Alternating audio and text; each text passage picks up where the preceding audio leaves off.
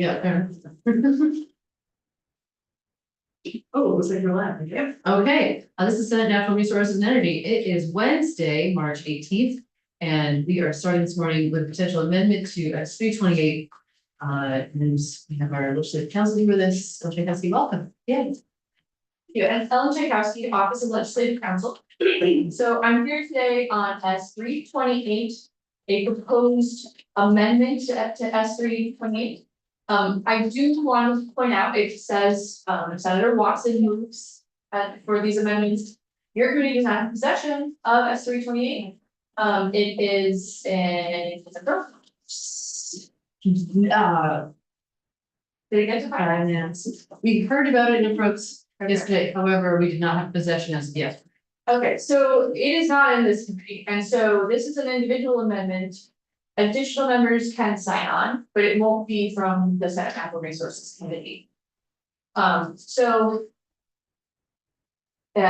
are a few instances of amendments, but it's basically three changes. It's one change to S 328 as you saw, and then two new provisions. So the first instance of amendment works together with the second instance of amendment and the effective dates. So this language in the first instance of amendment is based on the testimony you all received yesterday from the NRC.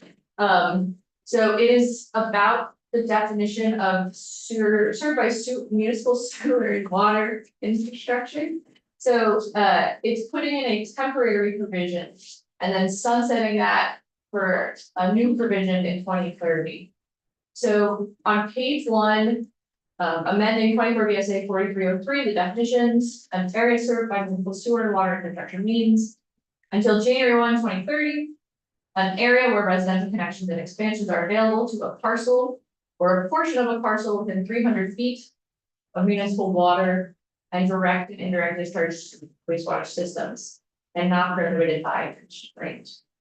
So this is changing the distance that you all discussed yesterday in S 328. It's currently 2,000 feet, changing it to 300 within 300 feet and sunsetting this language for January 1, 2030. That then leads into the second instance of amendment for what happens after January 1, 2030. Section 8A is the same language about what would kick in 2030. So an area served by municipal water and sewer infrastructure means an area where residential connections and expansions are available to a parcel within a portion of a parcel within 1/4 mile of a road with municipal water and direct and indirect discharge wastewater systems that is mapped as an approved regional plan in an approved regional plan as a downtown or village center, planned growth area or village center, village area, and not prohibited by constraints.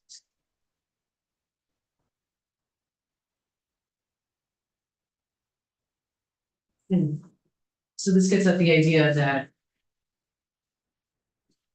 once we have approved regional plan, doesn't, like, the longer distance is probably fine, though realistically speaking, 1/4 miles awfully long way, and I should say 2,000 feet is an awfully long way. 1/4 miles somewhat better, but more realistically, we're just talking about a water connection. You're just going from the road to the house. That's 300 feet is perfectly reasonable. Any thoughts or? There's also an effective date for this, and so in case you can't see, there's a effective date. So this first instance is what is gonna happen immediately. The second instance of that is to happen in 2030. That's. I mean, I'm tempted to just say 300 feet because that's what's, I think, sort of logical, but so I got a couple of thoughts. Yeah. One is in the first instance, in the first page. Wouldn't we want this to appear in the exempted areas? Only logically, it would be the same. It's exempted areas, is sort of parts that you will become the areas mapped. There are short-term parks, the designated. Yeah, I'm just thinking about how that interplays with the Home Act and how there's no, the quadplexing by right, so to speak, isn't limited to the, interim Okay, areas. fair enough. And this That's right. is, Okay. and this is more or less, That's right. yeah, because my recollection is Yeah. to relate it to the duplexing by right, quadplexing by right. So, Yeah, yeah. We're looking at an amendment to S 328 as proposed by Senator Watson. It's, It is on your desk. Okay, amendment to 328. to 328. It's housing development, yeah, it's an economics development, it's housing development. Oh, okay. It's about 2,000 feet, I think. It's chatting about this. Okay. So, Okay. I'll just say quickly in summary. The first instance and the second instance amendment are working together so that there's a temporary provision in the instance one until 2030. Instance two is what is gonna take place after 2030. Excuse me. And there are two other amendments in this bill. The bottom of page 3 into page 4, there are two different reports related to farm worker housing. So section 9A, it's being added farm worker housing report. On or before January 15, 2027, so top of page 3. The Vermont Housing and Conservation Board shall update the farm worker housing needs assessment of 2021.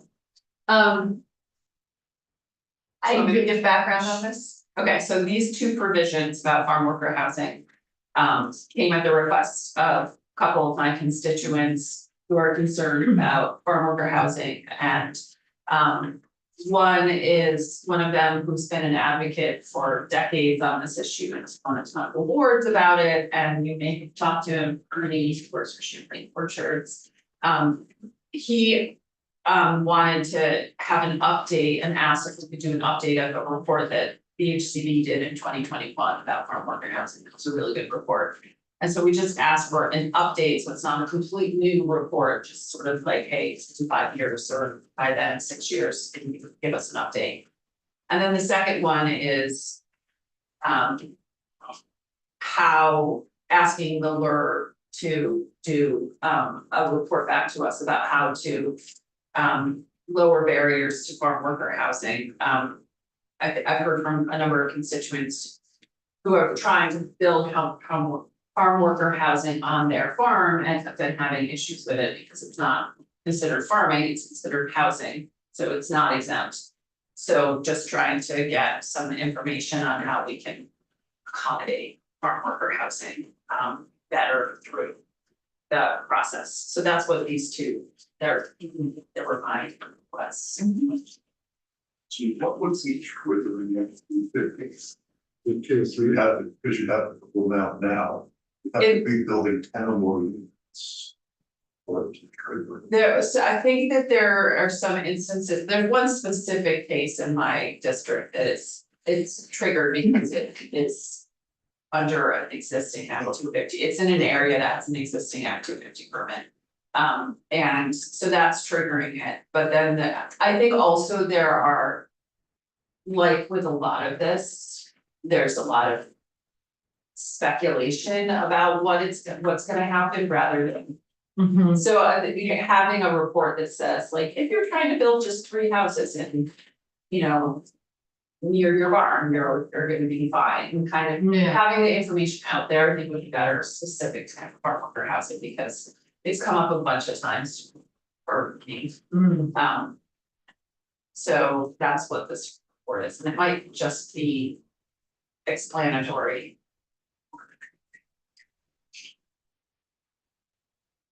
So, Yeah, go ahead. should I read, do you want me to read the next? Sure, yeah, So, cause I guess I wanted to know if my language actually addressed that. Okay. So on or before January 15, 2027, so I will flag. The LURB is doing a lot of other things by then. Yeah. The LURB shall submit a report recommending ways to remove barriers under NDSA chapter 151, which is Act 250. To the construction of farm worker housing, and then who they submit to report to, so. Is the barrier a permit? Is that what you're referring to, like just Not necessarily, I mean, it's. And maybe it's just like, um. Maybe you put it in terms of the positive instead of the negative, like how to, accommodate or foster or something for us. Well, and I think there's also an element of what you were saying about, or, you know, somewhere between what Senator Barnes and Senator Hard were saying about, you know, that if there is no pre-existing Act 250 permit and you're only building one house, it's just in tier 2, it shouldn't trigger Act 250. Right. And so it feels like there's also an element of, you know, please lay out for us, how these things interact, just tell us about how this works, or, Cause like I said, I think there's a lot of misinformation out there. yeah. And I've heard it, and then I'm like, no, I don't think it would apply, and then people don't believe me.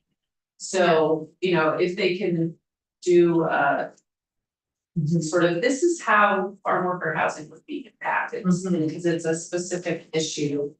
That there's concerns. Maybe you ought to have a say with what really are thinking, something like, or articulating the ways that farm worker housing is or is not impacted by Act 250.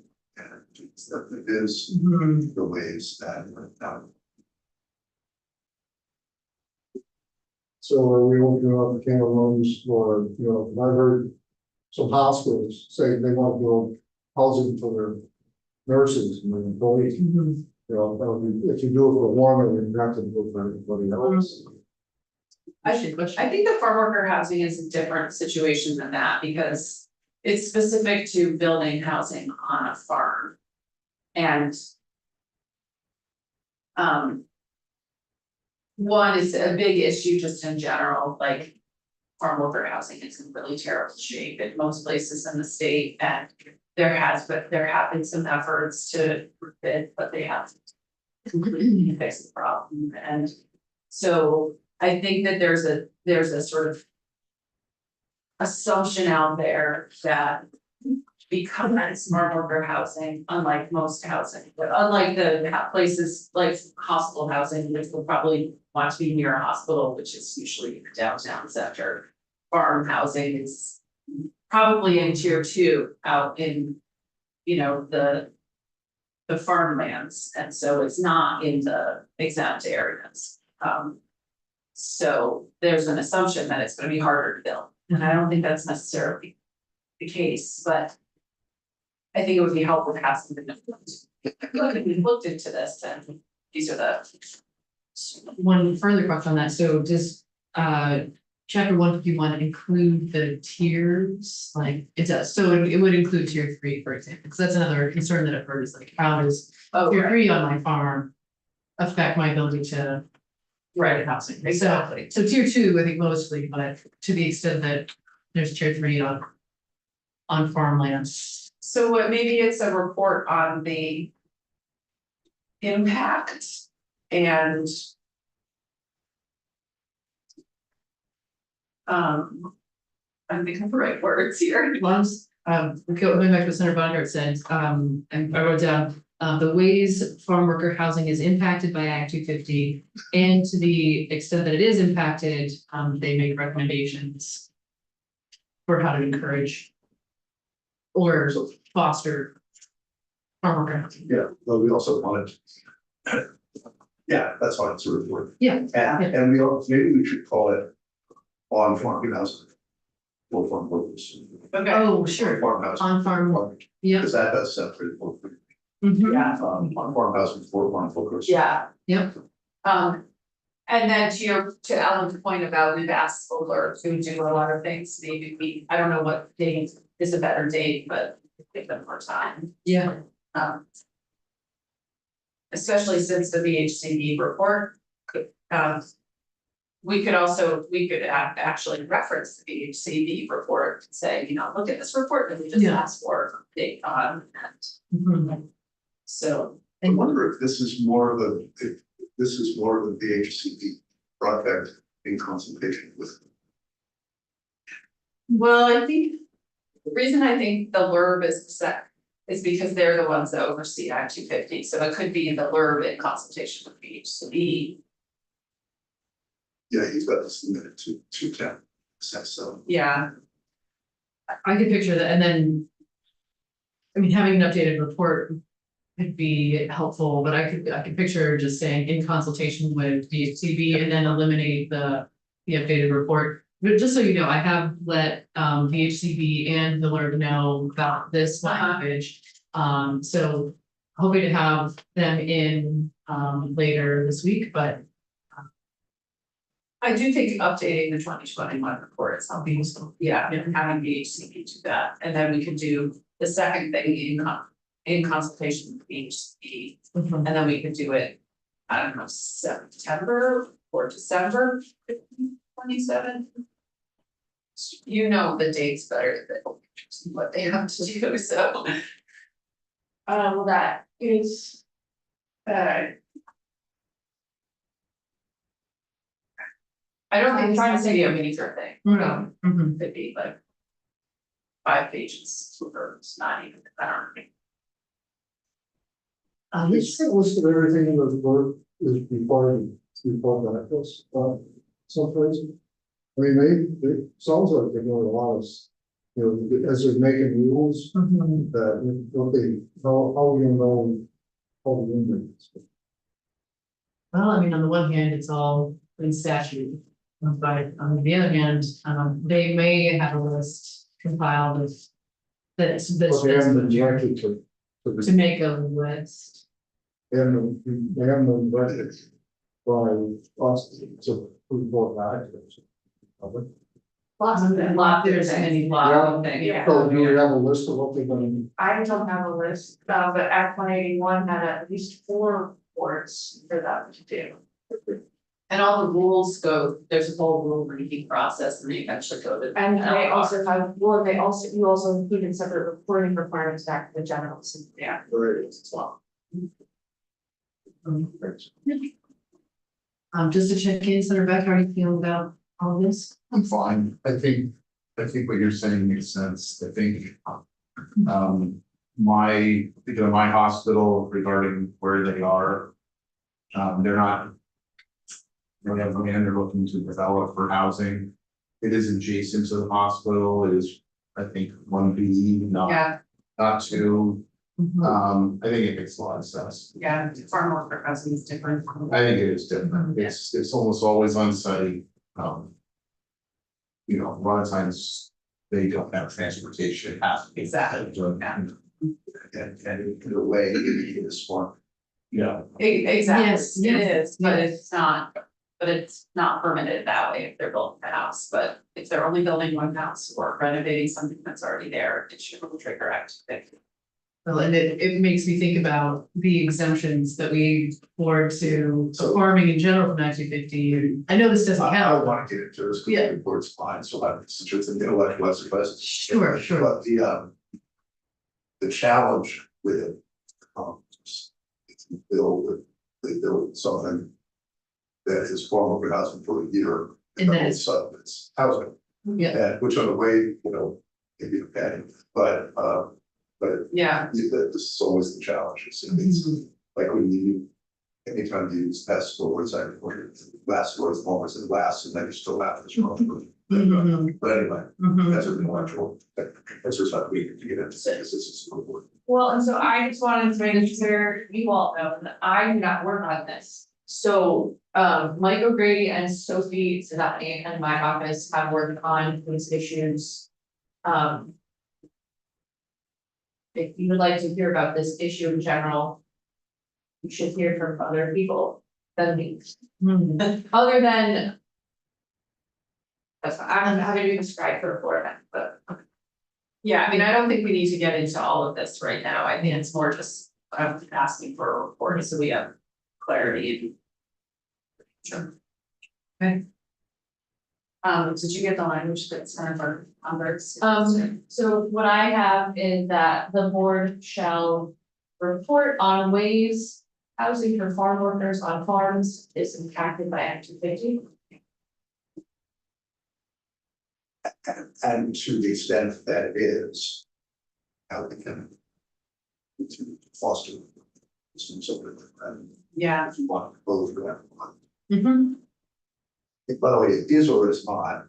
Yeah. Uh, Maybe we say if. to the extent that it is, and to the extent that it is.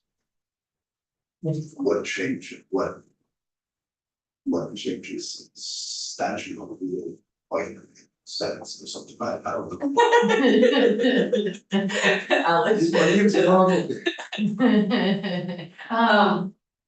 What changes in statute or rule might the board recommend? I guess we should say statute. What change in the statute might the board recommend? Yeah, so. What, and did you decide on the date? What do we think? There's Well- as much time as we Yeah, can. I'm Feel like. appreciating the idea of staggering the Yeah, CV report and we could do January 1528, so it's another year. time being. That's it. Any other thoughts on that? Okay. All right, 28. Okay. Super, we are running well ahead of schedule. Any other thoughts on this before we leave it for now? We're gonna switch gears. So we're gonna be hearing about a different bill at 10. On S323, the miscellaneous ag bill, there's just one or possibly two parts of that pertain to our jurisdiction. And then we're gonna go back to this language and hear from Raleigh cities and towns, and one of the planning directors. We're gonna hear from the planning director from St. Albans. And then just looking at the rest of the week, just so everybody's aware, tomorrow, we're gonna be hearing from the Public Utility Commission on a report that they did on something called single plants for solar. This is getting a little bit of a jump start on a topic that is coming to us. It's not for solar, but, Oh, okay. sorry, can I ask, so, this is, you do not have possession of 328. True. It sounds like I'm bringing you in your draft. Yes. You do not vote on this because it is not something your committee, I mean, you can if you wish, but the committee that this bill would be affecting, it's not going to be affecting travel on it. Mm-hmm. Do you want any other, does anyone else want to join the amendment? Sure. So you don't have to decide that now, but it does sound like I'm coming back with. Yes, yeah, that would be great. Okay, Okay, thank you. So we'll try to get you back on the schedule. I mean, if you, Tomorrow, we'll see.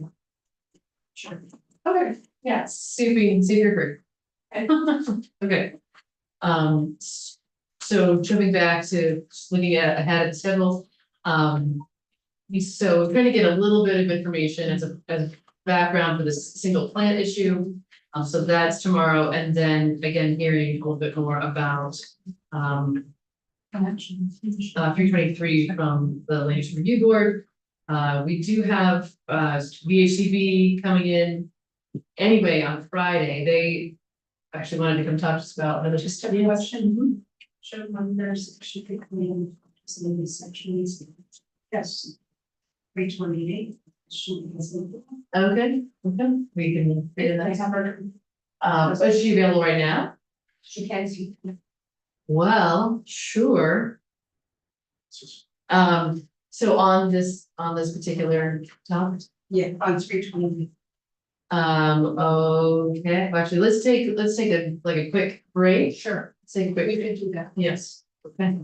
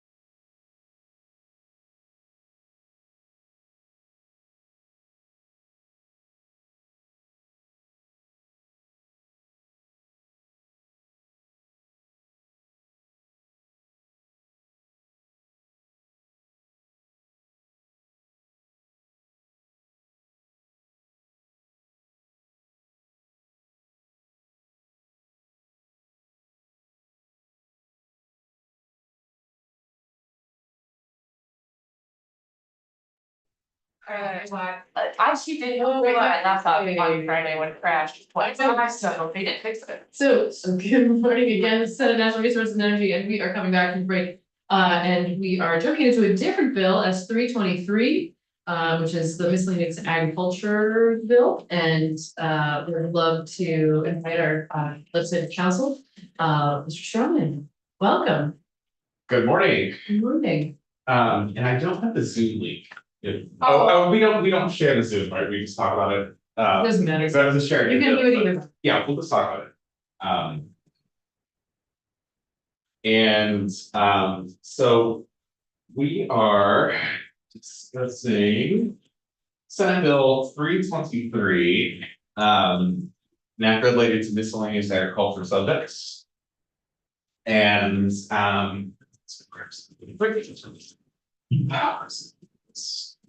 Mhm. okay. And so this is a big bill, and so I will do a 10,000-foot overview of this bill for this committee. Well, and we're really only interested in the parts that apply to our jurisdiction. Okay. So I'm particularly interested in section 4, and I think also like what we're looking at section 5 as Okay. well. Well, we can start with Okay, section great. 4, Okay. because that would be Ellen's section. So I will switch over. Okay. Ellen County Office of Legislative Counsel, yeah, so Bradley has been leading S 323 this whole time, but there are a couple, it is really a miscellaneous bill for agriculture, so there's a couple of other things in it, so section 4 on page. What is the year amendment? Page No. 8. No, We are looking at looking at draft 4.1. Okay. Which was an amendment that was S 323, yep, so.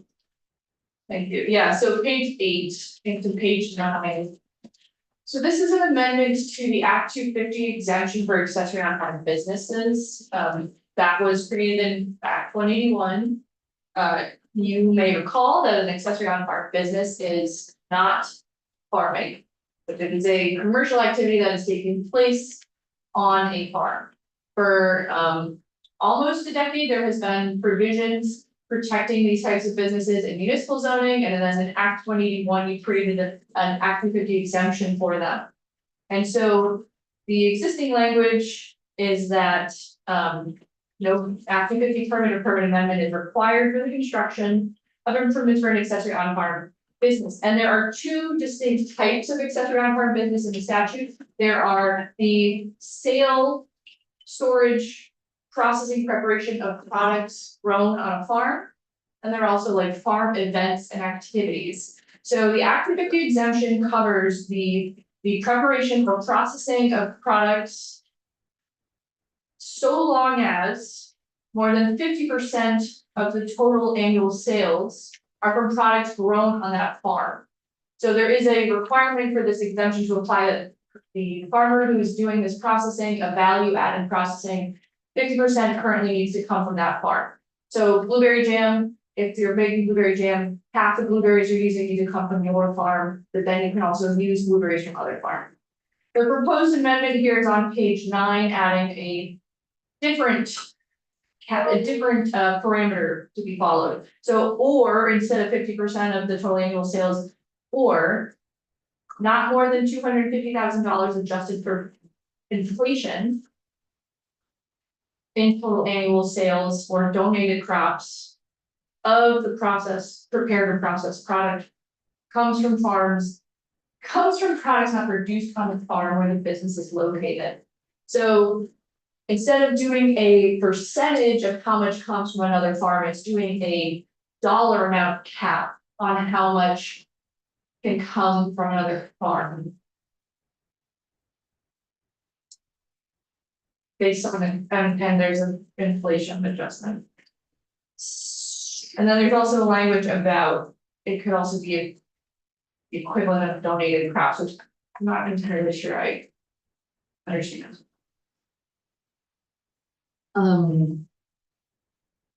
Anything more you want to say? I'll stop there. I have, so. In general, I feel okay about this, though I do have some questions. Which having had this flag for me earlier, I nearly raised this before, but like reading it again, this question is coming back up for me, which is, we don't need a phrase, do we need a phrase that's something like whichever is more or whichever is less? I think that is a choice you could make, it doesn't have that currently. Because I think as long as you don't say whichever is more, whichever is less, as long as it qualifies for either, then it qualifies. Right, and I think that's fine,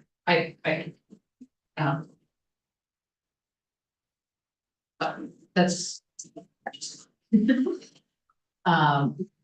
Any thoughts from?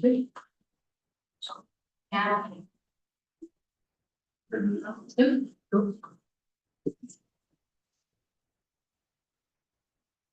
So this is the perennial. Question about what really is an on-farm business and what isn't. And 250,000. It's a lot of sales. Especially in this year. There. Logic, so. I've been out to the side of, it's the first I've seen this, so. We have not made any decisions today. We don't have to make a decision today. The bill is still in finance. And they go to a first. Yeah, Happy to chat further about this, but I just want to make sure that we understand how this functions. Because I think my first reading of it was that they were making less than $250,000, but it is $250,000 of stuff from not your farms. Yes. so that's, Which is, like, it is a lot. this is driving the truck production of, one of our business. Mhm. So that Could be a $250,000 of selling stuff that was not produced on your farm. Right. so. Not a decision. Okay. Well, let's. Yeah. We can chew on it. I think anybody that's in retail. Diversification of product is terribly, being able to diversify product is terribly important. Mhm. But we're also providing an exemption for, so I think.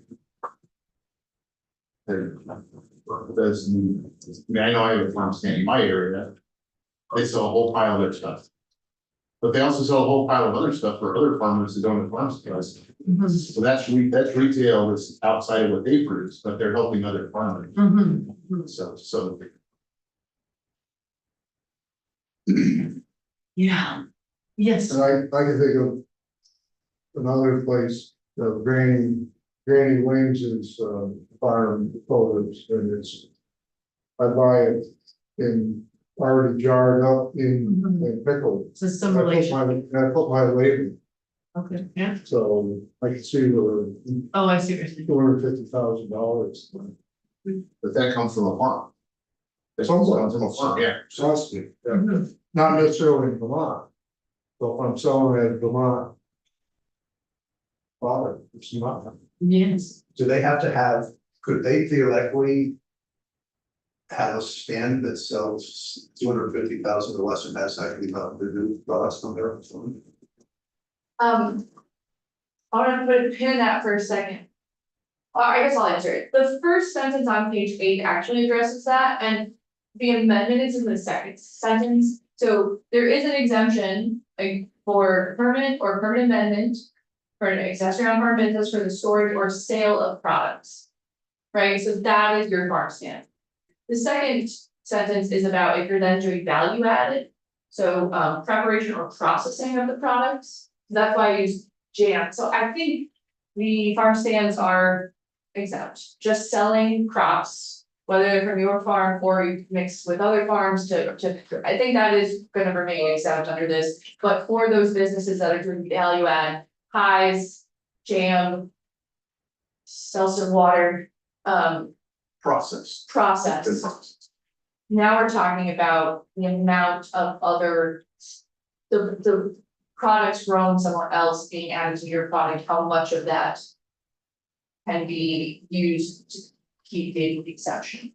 Do they have to be grown products? So they have to be, yes, qualifying products are, viticultural, agricultural. Orchard crops, there is a list of them in the definition, so they are things that are grown or raised on a farm. What else? So I haven't read the bill, is this part, full parcel of the definition of the farm? Yeah. Okay. It uses the definition of a farm, but we're one step away and what are the value added things associated with the farm. So, just so I'm clear, this reference on line 17 is to sale of storage. Okay, and then the reference on line 20 is to processed or value added products. Yep. Okay, Well, so those are both the definition of qualifying product, and qualifying product is even both sentences. So whether you can sell or store those products and then whether or not you can prepare / process them. okay. Yep. But this does not apply to events. Correct. Okay, Caramel is another classic example of this.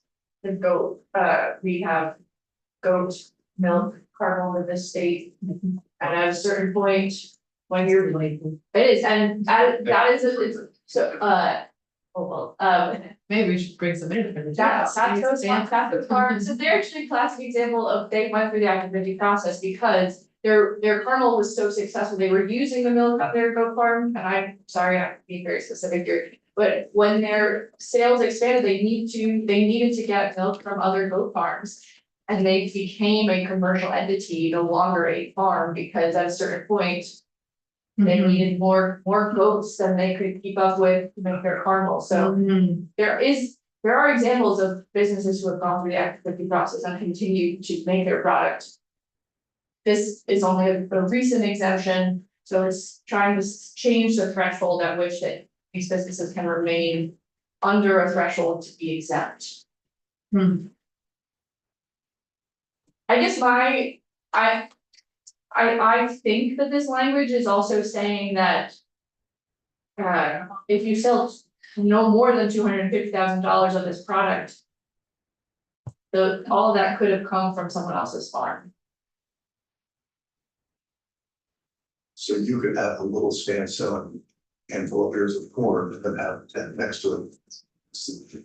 Addition that has kind of, yeah. Hmm. Yeah. Hmm.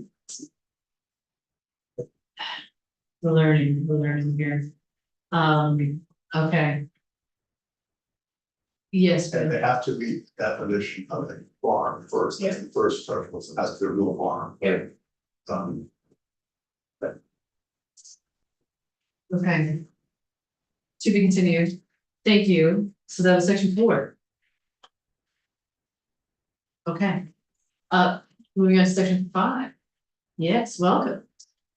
Good morning, for Pete, Clifton Council, think you all know me as the tax attorney for the council. So section 5 and 6. Gets into current use and eligibility for current use. Line 17 on page 9. Starts with the definition for agricultural land, which is the definition that's used to determine what land is eligible to enroll as agricultural land in current use. The background here is if you have 25 or more acres, it's relatively easy to consider agricultural land to enroll in current use. When a parcel is less than 25 acres, it becomes a little more difficult, and there's 3 different ways that they can specifically qualify to enroll. The first is if it's owned by a farmer and is part of an overall farm unit, and farmers defined here, it's based off of farm income. B, it is used as, by a farmer as part of the farmer's operation under a written lease for at least 3 years. So this is the scenario where someone has a parcel and they're letting a lease with their neighbor, and they're letting their neighbor hay or whatever. And they're able to enroll their land because of that. And then there's C, which has to do with an annual gross income from the sale of farm crops. So to qualify for this one, a smaller parcel would need, in 1 of 2 or 3 of 5 preceding years, have at least $2,000 of annual gross income from the sale of farm crops for a parcel of 25 acres, and then a little bit more for larger parcels. So the proposal in S323 here is to, in addition to the sale of farm crops under the subdivision is what it qualified, also allow the equivalent value of donated farm crops. So this is a proposal I've seen the last few years a couple of times. So when I got called into Senate Ag, they asked me to work with the tax department to sort of strengthen this up. So we have some additional language to kind of put some rules around it. Yes. What are donated crops? Who donates crops? Well, it's defined here. So this is, as far as I know, the first time with one of these proposals that we've actually defined it. And this is used right now in the bill. It's donated farm crop concept. It's used in 3 different places. The first place it was used was here. For the current use enrollment. So the definition is, this is something that I worked with the tax department to develop. It's something that they could administer. As far as when it's used in other contexts, it's not necessarily going to be the tax department involved, by the way. This was draft oriented towards, and the tax department determined. So just, I would flag that, but so donated farm crops means charitable contributions of farm crops that are allowable under 26 USC section 170C. That's the federal law or that defines charitable contribution when it comes to getting the federal deduction. So the department's well acquainted with this. Vermont has its own personal income tax deduction, that's a relatively small one, that uses these definitions. The department's used to it. In that definition, it defines the kind of entities you can donate to. It defines or it uses the same approach as IRS would take as far as in-kind contribution. It's the farm donating. Oh, okay. The parcel would grow the crops, they would donate the Okay. crops. Got it. I was reading it as donating to the farm, crops to the farm. That's, Yeah, so it's that. well, So, and just to build on that, so organization I'm familiar with is the Central Vermont Leaders.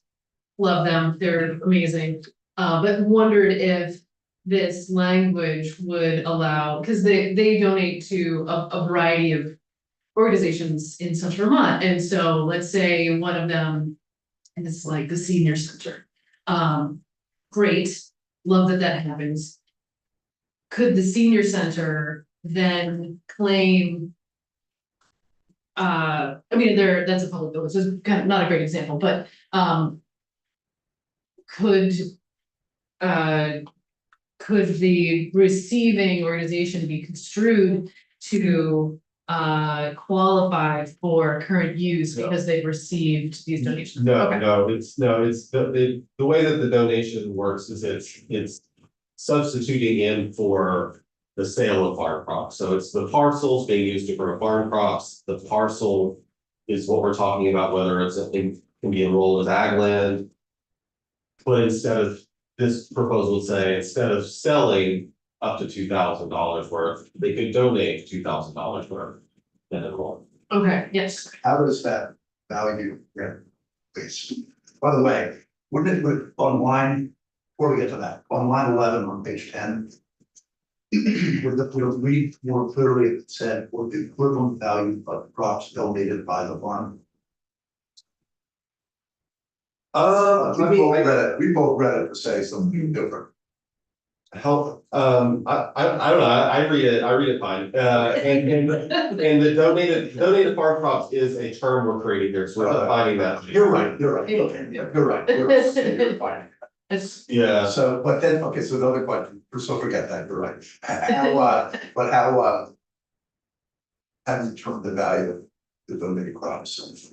the same way, under the tax laws, if you donate food in-kind contribution, it becomes valued.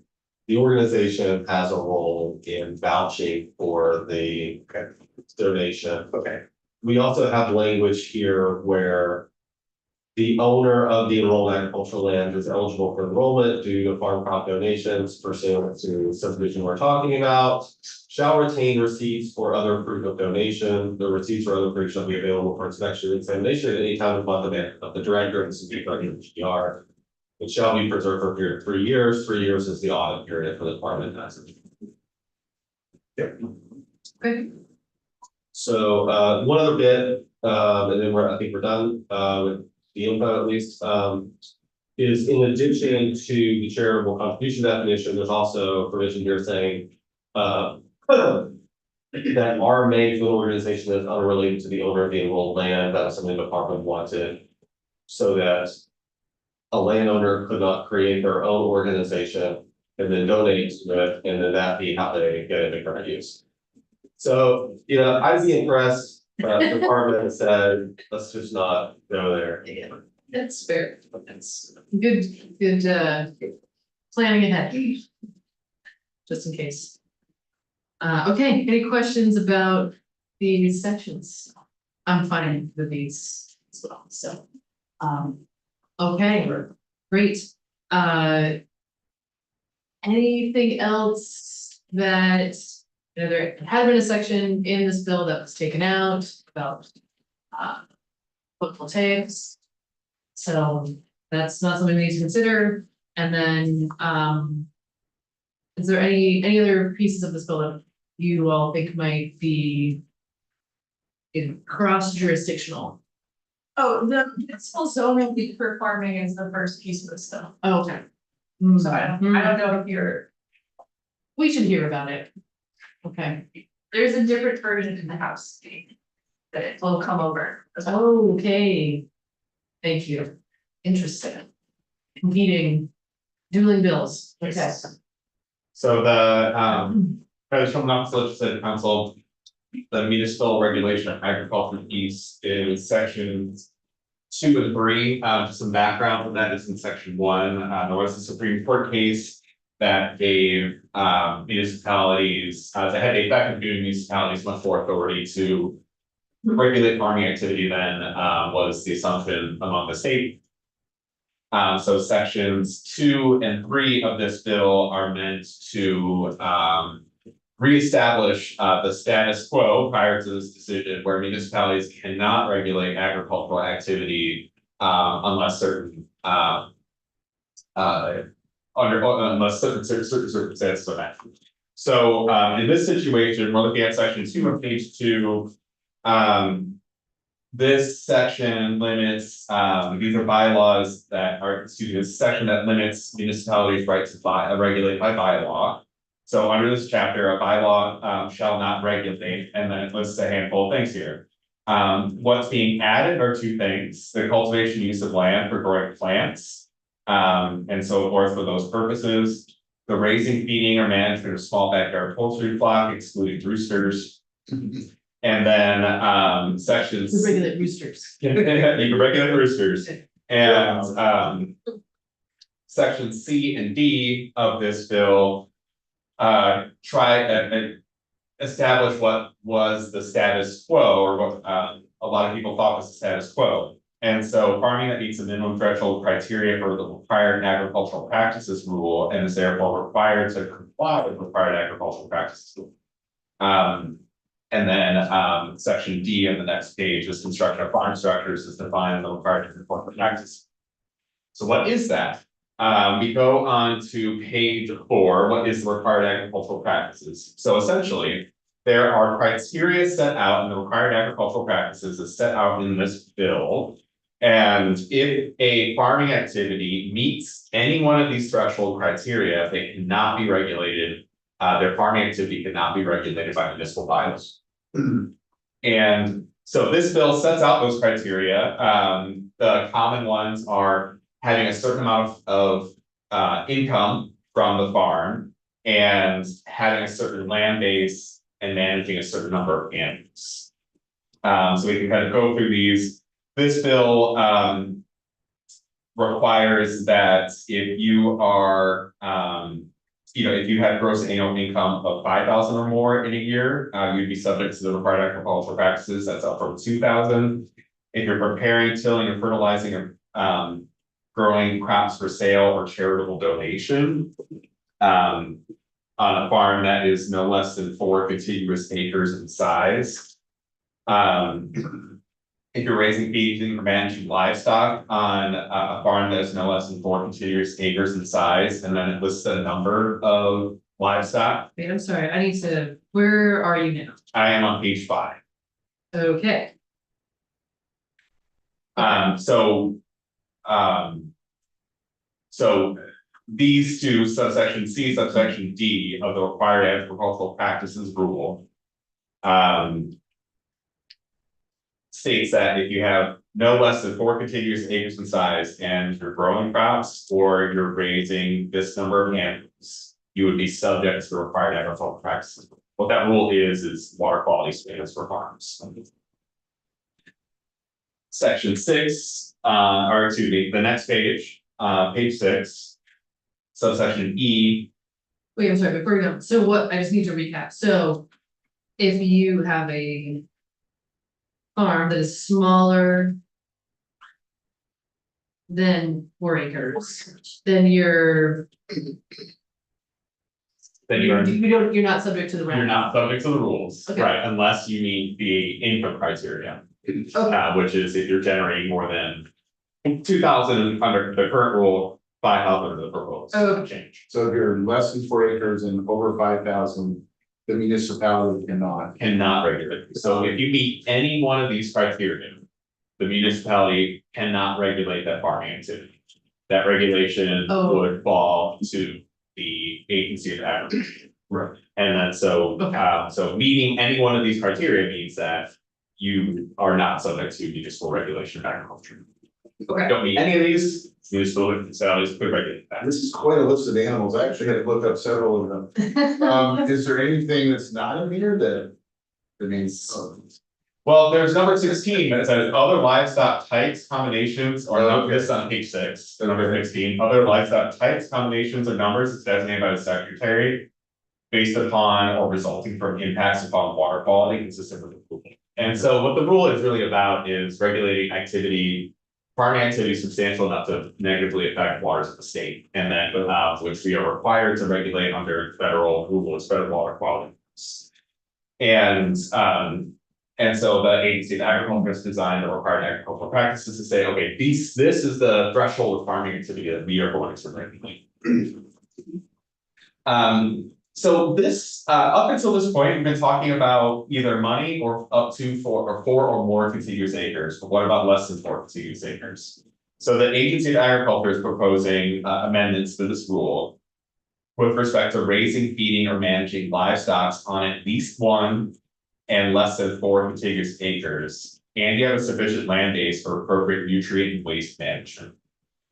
So a person could be subject to the required agriculture management practices if they fall in that period or in that range of acreage and they're raising livestock and they have a sufficient land base for nutrient waste management, they can be subject to the rules. And the secretary has discretion to determine this after consultation with the appropriate municipal authority. If the land base is adequate to properly manage the number of type of livestock. The next section, subsection F, if you're raising, feeding, or managing livestock on less than 1 contiguous acre or on between 1 and 4 contiguous acres in a municipality that lacks ordinances or bylaws to regulate livestock, the secretary can make a determination after opportunity for a hearing that the livestock are causing significant adverse water quality impacts and required agricultural practices should apply. And so this gets at situations where a person has a much smaller land base, is raising animals. And the Secretary of Agriculture is made aware of a problem and determines that there's a negative impact on water. And then that's it for the changes there. But essentially what this bill would do is to give, to change the realm of what the Agency of Agriculture could regulates. And attempts to restore kind of the status quo up until the Supreme Court case came at the end of May last year. Where municipalities lack the authority to regulate farming activity by buying.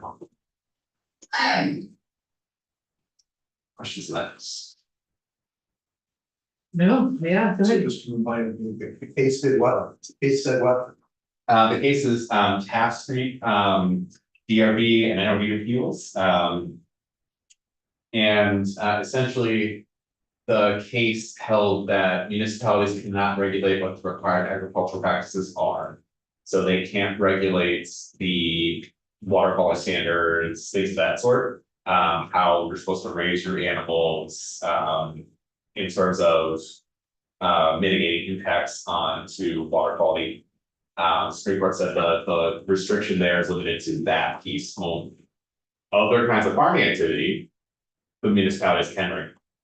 And that's what the Supreme Court said. So at this point, municipalities are in a position where they can regulate a lot of farming activity so long as they do not impact how a farmer addresses water quality issues. Okay, remind. The difference, what's going on there between less than 4 acres and over 4 acres. So up until this point, most farms had to be over 4 acres to be regulated by the Agency of Agriculture unless you had income farming, a certain amount of farming income. Or there's another provision that's been crossed out, but supposed to be crossed out, but filing a schedule 1040F with the IRS is another way to be eligible based on income. And so up until current law says you have to have at least 4 acres to be regulated by the Agency of Agriculture, and they're proposing some different categories, 1 to 4 acres if you're raising livestock and you have an adequate land base to deal with waste and nutrient management, or you have less than 1, or you have 1 and 4, there's no bylaws. And you're causing water quality problem. And what does this do? So it basically allows the Agency of Agriculture to regulate a little bit where it couldn't have regulated. It gives the Agency of Agriculture some authority to regulate farming activities that take place on smaller parcels of land that are critical for it. And what does it do for, and what are the zoning implications? And that means zoning implications will not apply to those farms. And so if there's a zoning implication that says that you can't raise pigs in our municipality, there is no such zone that I'm aware of. But if there's a municipality that says you can't raise pigs but you meet the required agricultural practices, that does allow you to raise pigs. And so that you could have pigs if you're regulated by the Agency of Agriculture. And so being exempt from the bylaws, means the bylaws don't apply to you. Okay, But if you're not regulated by the agency, can be regulated by zoning? that's correct. Okay, yes, Is there a specific case that generated this? Yes, it is. it's Like you understand, it's this, right here, the Taft, yeah, 8 Was Taft that- Street. like Taft Farms. No, it's in 6. It's a, and that's just a parcel of land that is a person's home. A 0.51 acre parcel of land, they're growing cannabis dust. Yes. Yes. And they said, you know, I'm a farm. Yeah. And I can raise these animals. That's exactly right. Basically, they fell in between municipality and the They- state at yeah. under that. Yeah, that's exactly right. So what happened was that they became eligible for regulation by the Agency of Agriculture by meeting one of the RAPS requirements. I don't know which one. But they met the requirement, not the land base, because it's only a half acre and it's in the city of Essex. But they met the RAPS, and then when the RAPS applied, that means they could farm their cannabis ducks, even though the city had regulations saying you can't do that. And that was the conflict. Okay, I have an obligation. okay, well, we have to move on with our agenda That's great, anyway, okay. I'm, just to take a temperature of the committee, I am fine with this version. Apparently, we will see potentially another version of this coming over, but as it stands, that I have no objection to that part. If we want to keep talking about section 4 about accessory on farm businesses, happy to do that. Maybe we can schedule where our schedule's filling up, so again, see about scheduling a little bit of time to talk about that. Thank you. Okay, so we're gonna move back to 328 about this area served by water and sewer. We had this amendment to discuss. So we have a couple people to hear from. We're gonna go to are you feeling like does Chip have a Yeah. my inclination is to go to VLCT first and then go to Chip, but We have. yeah, we just don't have a ton of time, so we'll welcome Ms. Sheehan, welcome. Thank you.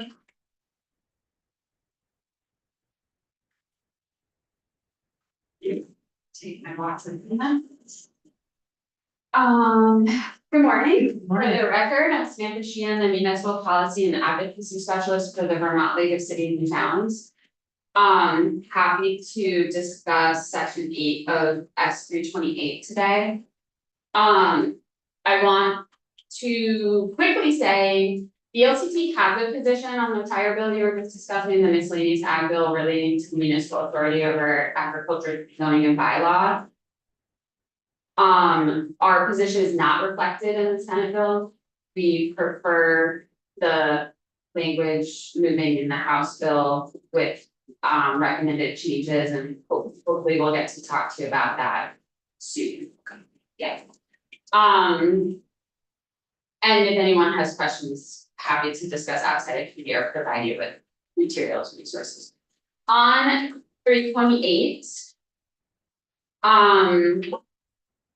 I'm just gonna talk about section 8. This bill also includes language pertaining to the elements of the municipal plan. That section, I think section 1, it does reflect language that VLCT worked on with VACTA and was amended in, and so we support that. If anyone has questions, I could answer those, but I'm gonna start with section 8, which is a change to the definition of served by municipal sewer and water infrastructure.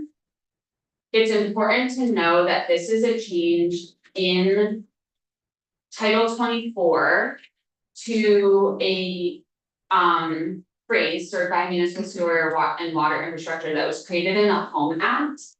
You may remember Act 47, the Home Act, it created a number of pretty substantial, what we call preemptions to municipal bylaw.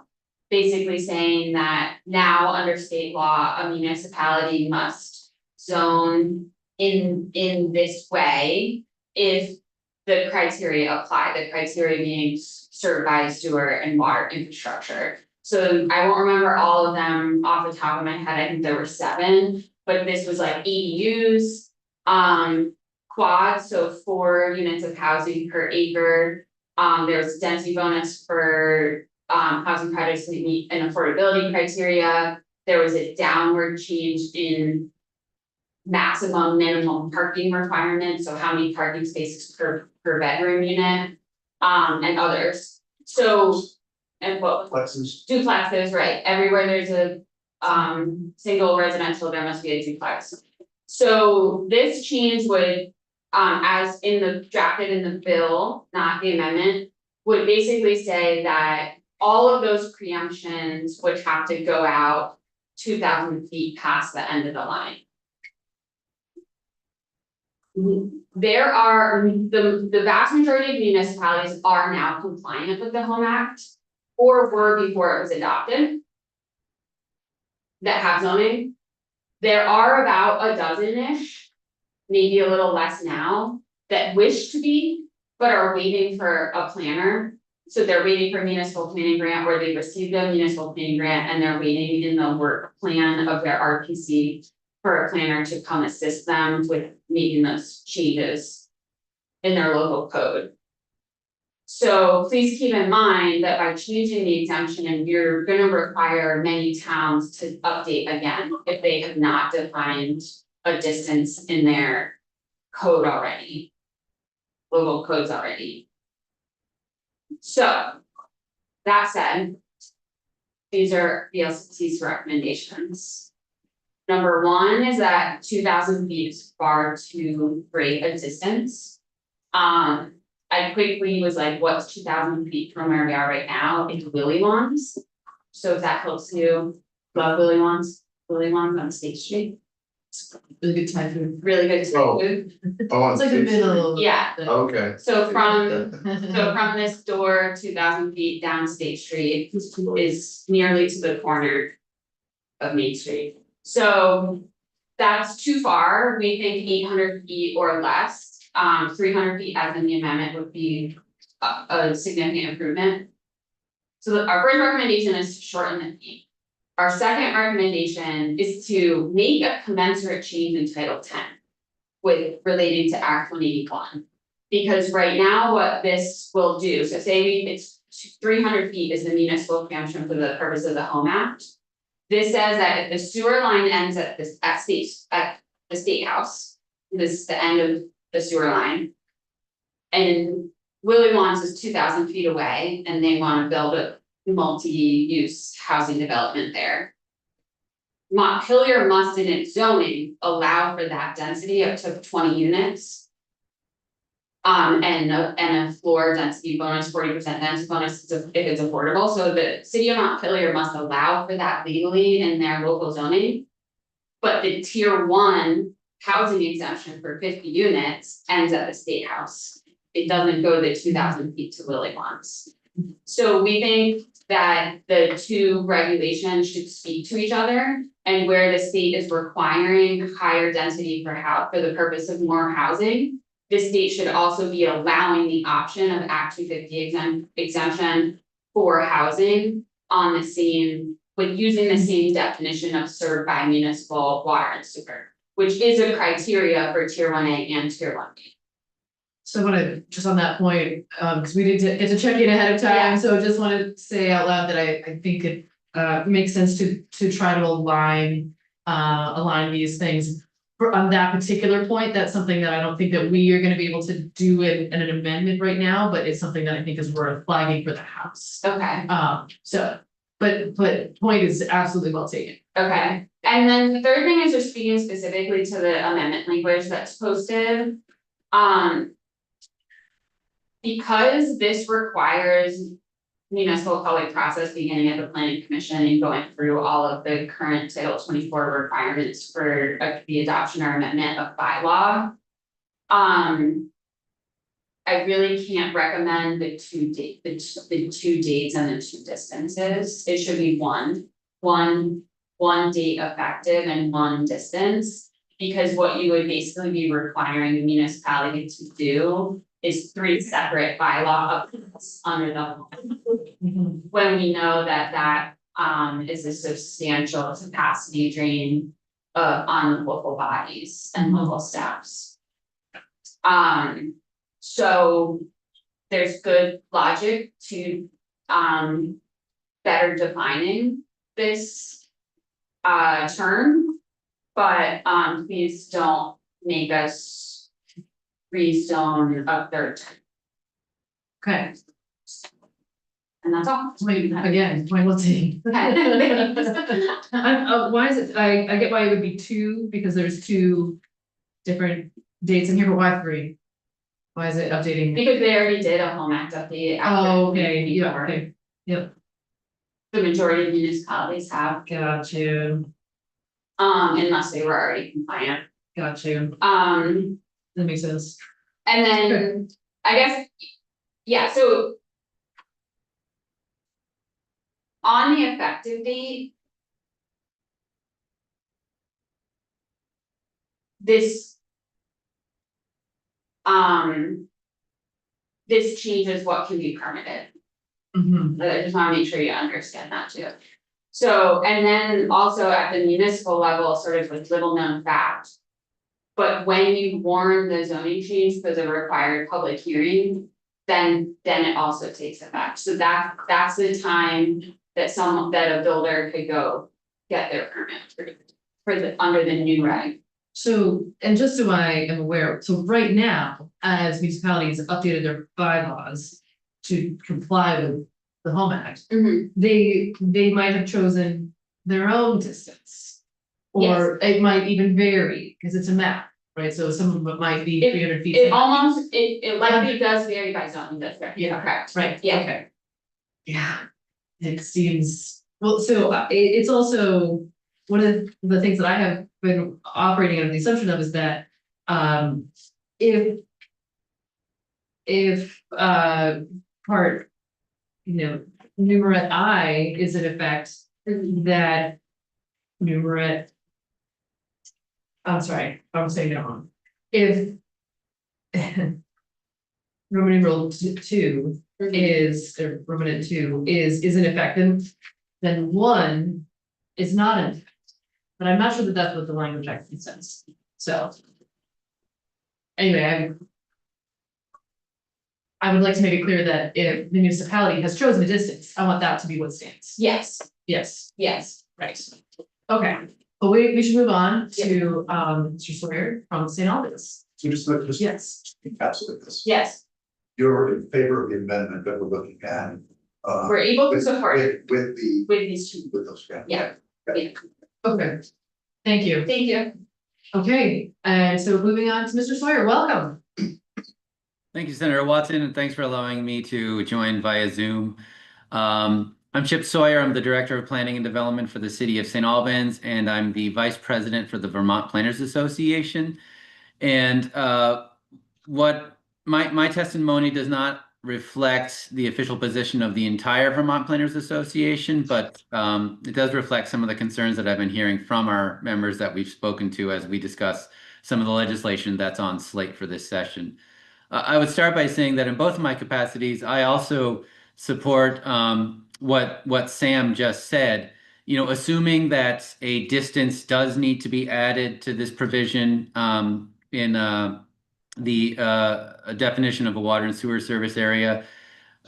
I and a colleague were part of a conversation with Senate Economic Development last week, where the 2,000 number was proposed, and we did not have the position to really process that and give any further context on it. But since then, in the days since, there has been a lot of alarm among members of the Vermont Planners Association that we've spoken to as well. So if there does need to be a distance to further define what a water and sewer service area is, 2,000 or a quarter mile right now is too far. It seems a little too drastic for folks. We understand what for the most part, we understand what the purpose of the amendment is. But I do want to just put in my 2 cents for the status quo, as unpopular as that might be.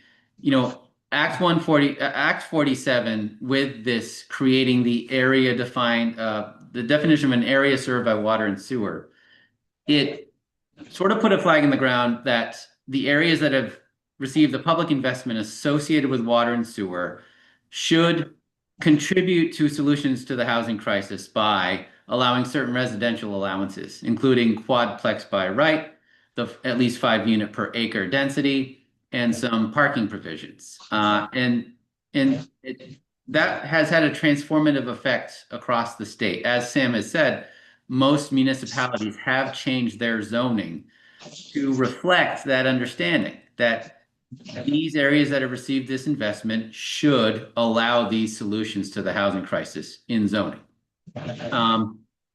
And I think there's an argument that municipalities should be able to continue to interpret what they feel are their water and sewer service areas where they intend to provide water and sewer under the current definition as it was set by Act 47.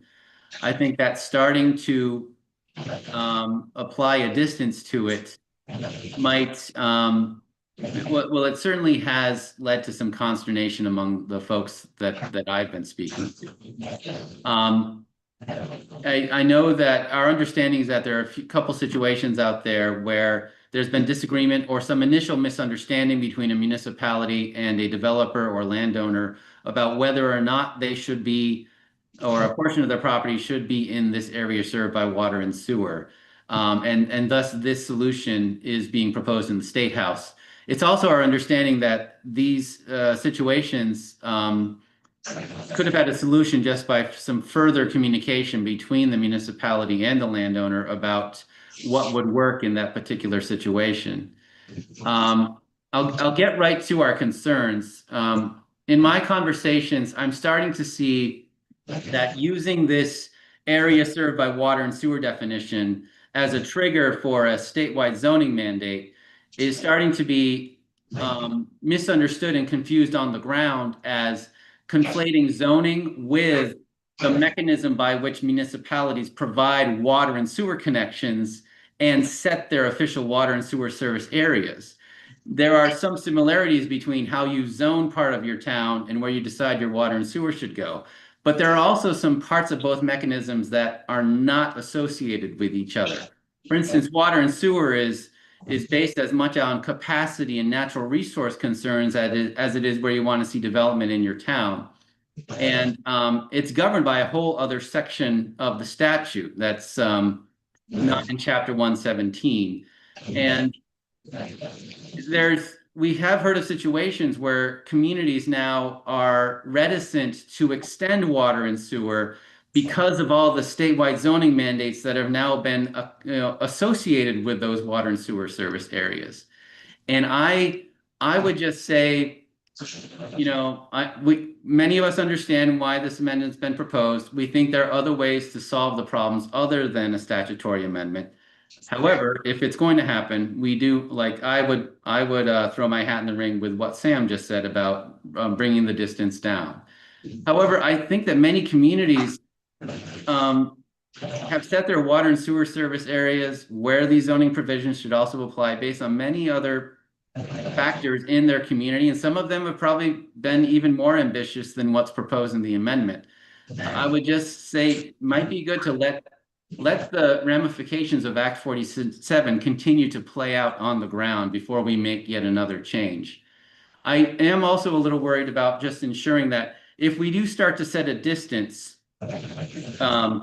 to where water and sewer currently exists, being linked to these provisions in Chapter 117, I think we need to make sure that as one community starts to extend its water and sewer, that the 2,000 quarter mile or 300-foot distance, as it extends into another municipality, you don't start to apply the state mandate onto that municipality's zoning as well.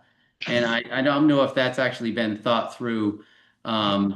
And it could be figured out with an additional statutory change, of course, but I do want to just raise that issue as well, if we're going to make this change in the law in this section.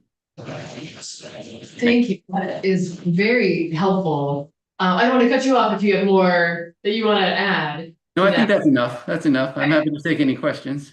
Well, it's raising this issue for me, thinking about, if it's quarter mile, if it's 2,000 feet, even if it's 300 feet, does that mean that a municipality would be obligated to, say, add a pump station if, say, that 300 feet was just straight uphill? Because that would be very problematic.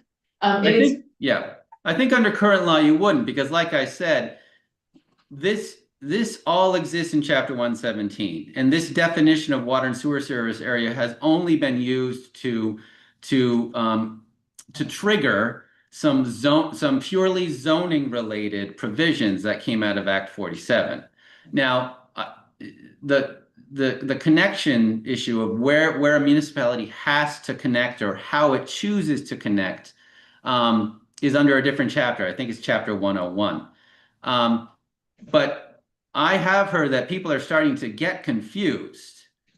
They are confusing the two operations, even though statute right now isn't forcing them to. And there is some worry about how communities are going to consider where their water and sewer service areas get extended because of that potential confusion. Well, and what it's also making me think honestly is that it should, I'm just gonna float this idea, but that it, in a way, it just needs to, this area served by water and sewer, just needs to, if it's a municipal water and sewer system, it needs to just be defined by the municipality. And that there should otherwise not be a default because there's no one size fits all that could flex sufficiently. If you have a municipal water and sewer system, you have some level of sophistication. Yeah, then it just should depend on like the site specific conditions. So you were gonna say something, Senator Bunker. Yeah, I'm just thinking the same thing, kind of, that unintended consequences. You could end up with, there's a couple of unintended consequences. One is just that municipalities don't expand because in a way they're not in control. They expand. And the other is that to the extent, we had this example yesterday. If you want to run a line to what might be a center or an area that you want to serve, but you don't want to have necessarily sprawl along the way, just don't do it. Because you're being forced to, I would, yeah, I was thinking the amendment was gonna work, but I'm really beginning to wonder if this, in your point about let this play out for a little while, it's just playing out. And if it turns out there's a real issue, because I'm not convinced there is, then we can deal with it. But I think the notion of just letting this go for a few more years, given that we're just barely getting the Home Act fully up and running. And some municipalities like we heard are waiting to even make the changes to comply with the Home Act. Kind of makes sense just to leave well enough alone. Well, and so I am inclined to agree. My only hesitation there, though, is that does the language that's in Romanet I confuse the situation as opposed to Romanet II, which says that the area is established by the municipality by ordinance. And so having these two ways to define the area, what I'm saying is that to get rid of Romanet I and just let the municipalities, if they've already gone through the process, that would stand. And if they don't have a process, they should figure that out. You would be on board with that, Senator? Okay. Okay. Are you okay with that? Okay. Yeah. So I want to go where Chip wanted to go, basically, where you really want to go. yeah, and does that sound good to you, Mr. Sawyer? I think we somehow need to make sure municipalities understand that where they intend water and sewer to be provided needs to have the allowances that came out of the Home Act, but that they get to define where the area is. And I think there are a couple provisions in item II that say a municipality can run water and sewer down a street, but if the parcels along that street are in a conservation area, they get to say Yes. that's not subject to this. Right. But I think otherwise a community if you have water and sewer in the street and it's a regular residential zone, it needs to enjoy the Home Act provisions. And then if they say, and also in the future, we think the provision is imminent 5 miles out that way, and that becomes our water sewer service area, then they get to make that decision and it's subject to the Home Act provisions. But I think once you put in a statutory number, it actually changes the map on the municipality in one fell swoop. So I'd have to look a little further to see if just removing I would do that. It might be that it could. Because I talks about that it being a municipally set area and the municipality can set the area. Yeah. If that's in fact what it does, that would be, I think at this point, my preference. So we're just checking in with the committee, we have to go, but I'm gonna direct on to create a new version of the amendment to reflect the testimony we just heard. Okay. Thank you very much, very grateful, so. Thank you. Grateful for your testimony, and with that, we will adjourn.